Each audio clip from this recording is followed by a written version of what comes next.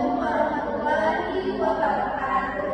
Baik, kami dari kelompok 3, yaitu fase D dengan elemen Undang-Undang Dasar Negara Republik Indonesia tahun 1945 dengan subtopik patuh terhadap norma. Sebelumnya perkenalkan dari masing-masing kami. Nama saya Nafri Elastri dengan NIM 24052128. Saya sendiri yaitu Mutia Rahmawati dengan NIM 24052051. Saya Tata Regina dengan NIM 24052137. Baik, kelompok kami akan menjelaskan bagaimana media proyeksi dalam CP pembelajaran patuh terhadap norma. Assalamualaikum warahmatullahi wabarakatuh. Selamat siang anak-anak ibu. Waalaikumsalam Bu. Selamat siang juga Bu. Nah, gimana kabarnya pada hari ini? Baik Bu. Baik, sebelum kita memulai pelajaran, mari kita berdoa sesuai dengan kepercayaan dan agama masing-masing. Maka dari itu, Ibu akan menunjuk kepada kakak. Ibu silakan. Baiklah, sebelum kita memulai pelajaran kita, sebaiknya kita berdoa sesuai kepercayaan masing-masing. Berdoa dulu lagi. Selesai. Baik, terima kasih Nanda. Baik, sebelum itu, Ibu akan mengambil presentasinya pada siang hari ini. Anak-anak semua, apakah ada temannya yang nggak masuk atau izin? Tid- Oke, Ibu akan presentasi dulu ya. Tata Dwi Regina, Ibu. Mutia Rahmawati, Hadir Bu. Baik, kita akan menjelaskan tentang patuh terhadap norma, yaitu dalam kehidupan berbangsa dan bernegara, pendidikan Pancasila, kelas 1 SMP, yaitu pada elemen UUD NKRI 1945. Baik, selanjutnya.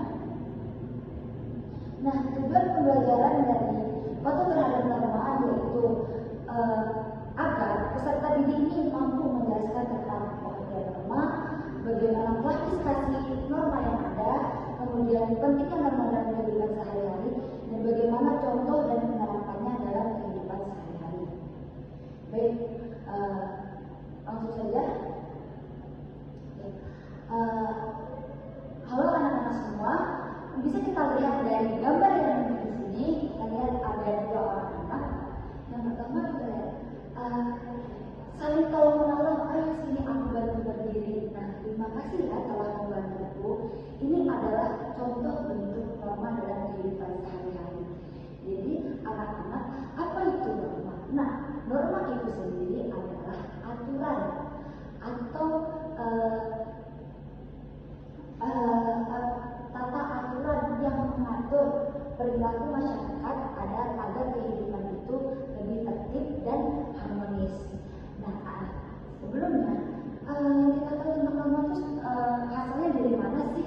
Nah, norma itu aturan yang berasal dari kebiasaan kita, kemudian dari nilai-nilai, dan bahkan dari aturan-aturan yang diciptakan oleh masyarakat kita sendiri.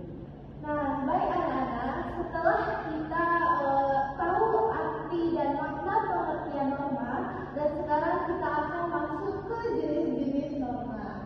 Nah, di sini Ibu akan menerangkan 4 jenis norma. Yang pertama yaitu norma kesopanan, di mana norma kesopanan itu adalah norma yang mengatur tata krama dan etika kita.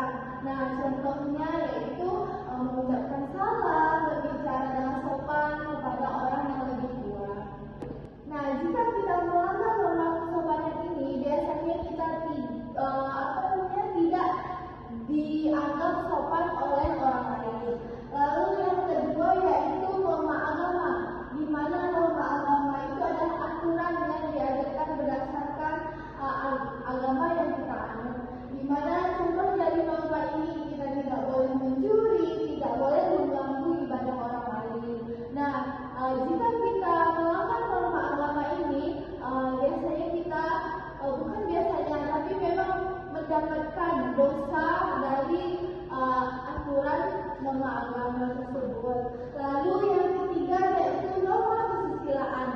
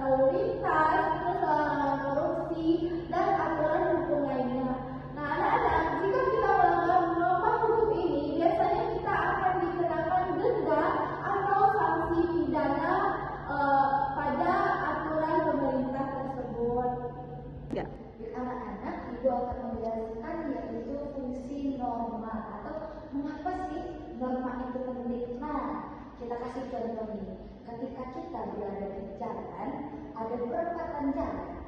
Nah, kita melihat nggak ada lampu lalu lintas. Bisa kita bayangkan anak-anak bagaimana kondisi jalan tersebut? Apakah orang itu akan duluan atau akan mengantri atau akan kacau?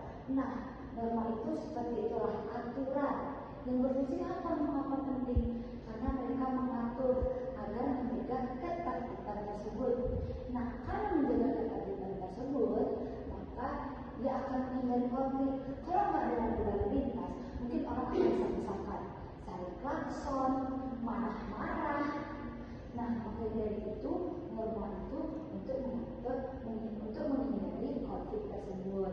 Nah, selain menghindari konflik, ini juga memberikan rasa aman. Kenapa memberikan rasa aman? Karena dari contoh yang Ibu berikan, ya kan, konflik yang tidak ada maka akan memberikan rasa aman pada setiap individu. Nah, baru mengatur hubungan sosial. Ini bisa kita lihat dari gambar. Kita lihat gambar, ada 2 anak laki-laki dan 2 anak perempuan. Mungkin mereka dari 2 anak perempuan dan laki-laki mereka berbeda agama. Ada yang satu pakai jilbab, yang satu lagi pakai salib, yang satu lagi orang Bali Hindu. Nah, dari situ norma itu adanya aturan yang mengikat, mengatur hubungan sosial agar apa?